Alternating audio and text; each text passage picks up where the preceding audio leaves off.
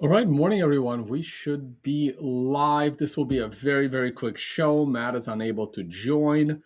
We were going to skip the show today, but the price did pump a little bit last night. So let's look and see what the charts say. The monthly chart has yet to make any kind of a difference as far as what this candle is going to look like.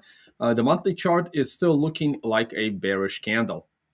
The weekly chart, because of the pump, is looking like a bullish candle. Now you will see a positive tone base volume, if there is a volume on that candle. Whoa, happened to the MACD there.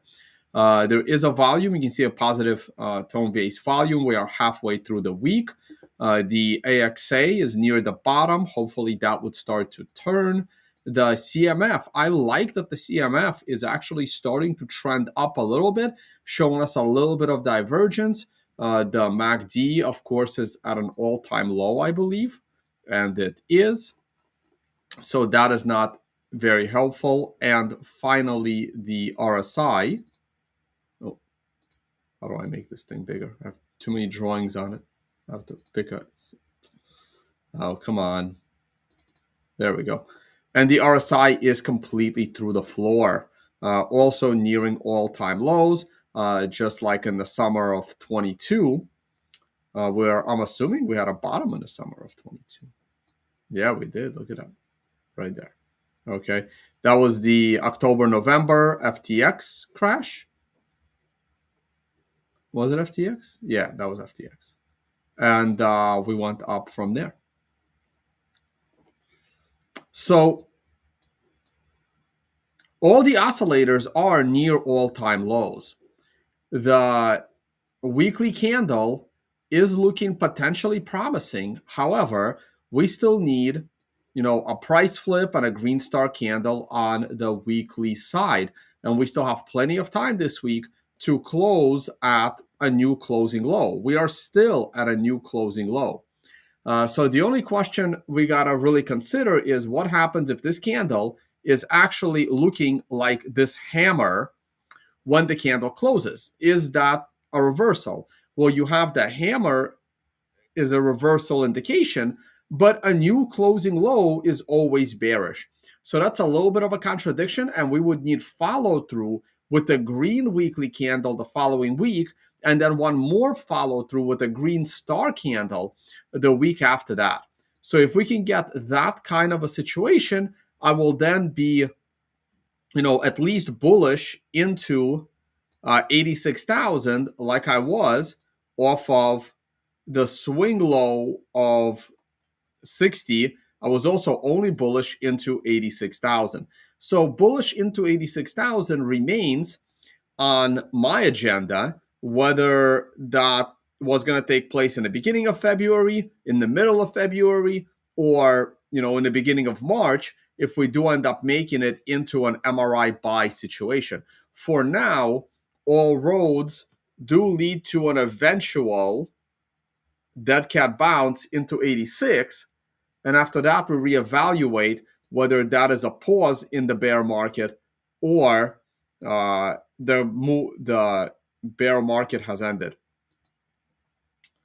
The daily chart, it's a nice candle. It started pumping right as Trump was speaking for the union address. I didn't listen. I can't listen to Trump anymore. So I didn't listen to it.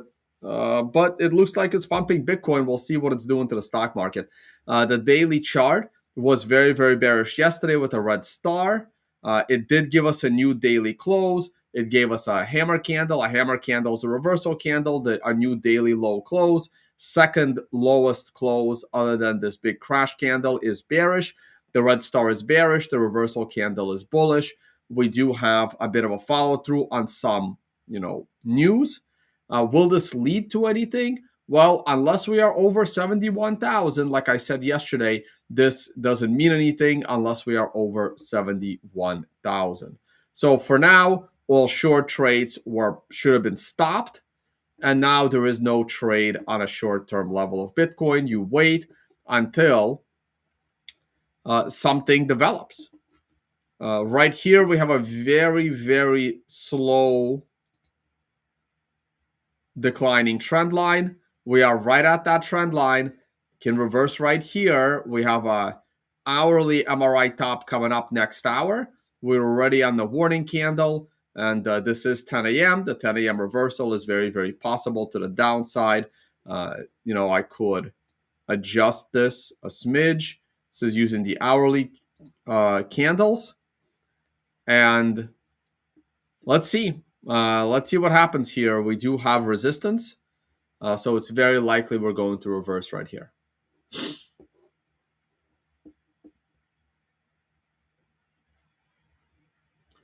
Five red candles in a row on the monthly. Yeah, it's not common. 1, 2, 3. We have 3 there. Yeah, we had 1, 2, 3, 4, 5, 6. We had 6 at the end of the 2017 bear market. Yeah, it's not common, right? But it's also not common. You have Bitcoiners attacking Bitcoin and trying to destroy it. So that's also not common. Well, there's a lot of things that aren't common right now. As I have it in the pinned tweet, I never thought the final boss that Bitcoin has to defeat to stay decentralized would be Bitcoin maxis. Like I never saw that coming. Like not in my of all the attack vectors. Like if 3 years ago you asked me to list all of the possible attack vectors that have a chance of like destroying Bitcoin, I would have put a meteor from space above Bitcoin maxis looking to completely destroy the decentralization property of Bitcoin. Like that was never on my list. Like at any point, like it's completely insane. So we are dealing with things that aren't normal.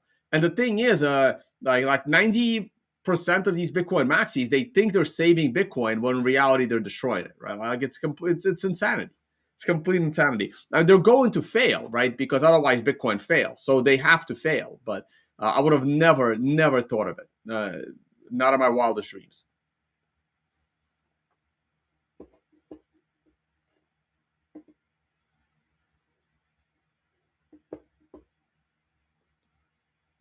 So I don't look at it that way.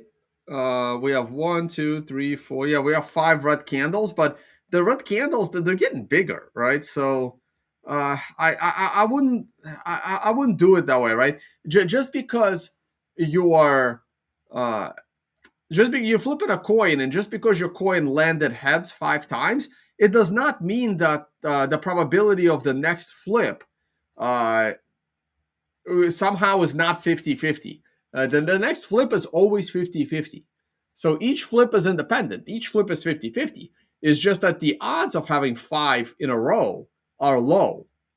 But the next flip's 50-50. Like if you stop flipping after you get 5 heads in a row, and then you come back in a month to the same coin that's been sitting there, and you forgot that it flipped 5 times in a row, what are you going to expect on the next flip? You're going to expect 50-50. So, yeah, I wouldn't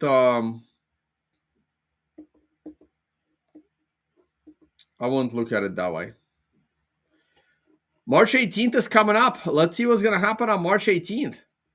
On August 11th, exactly on this day, SegWit was locked in on this exact day. Like, it's crazy how a day predicted 3 years earlier was going to be the SegWit lock-in day. And I think SegWit was possibly the most important event in Bitcoin over the last decade.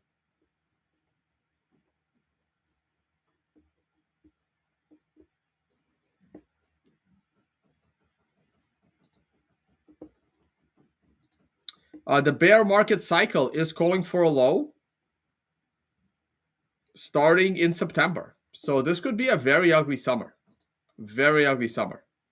The top was reached right here inside the bullish box of the 4-year cycle.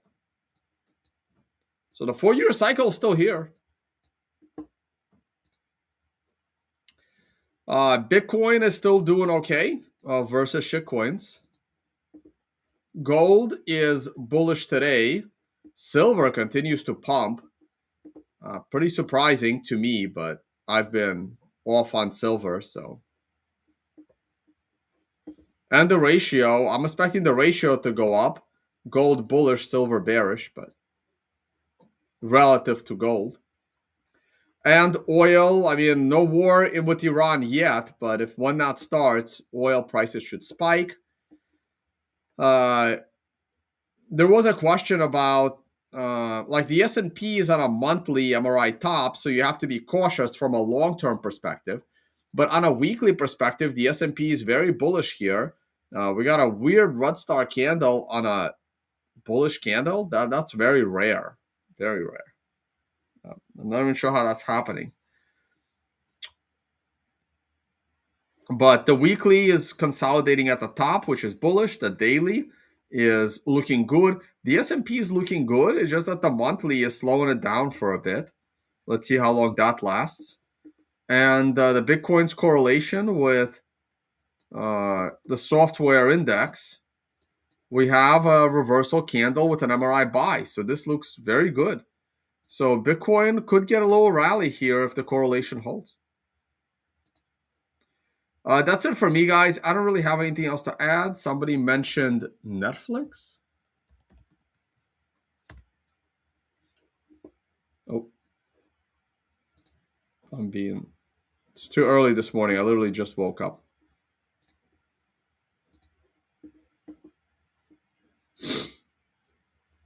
Netflix on the monthly is not good. Netflix on the weekly, look at that. The MRI reversal on Netflix weekly is looking very, very good.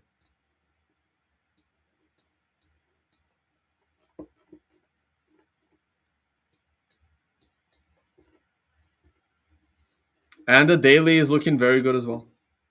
It's all looking good. Looking great.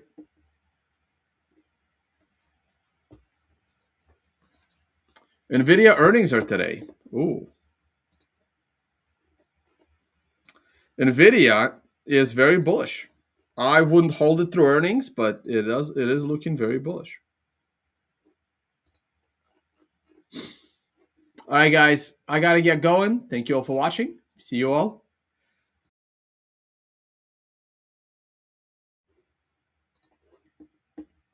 later.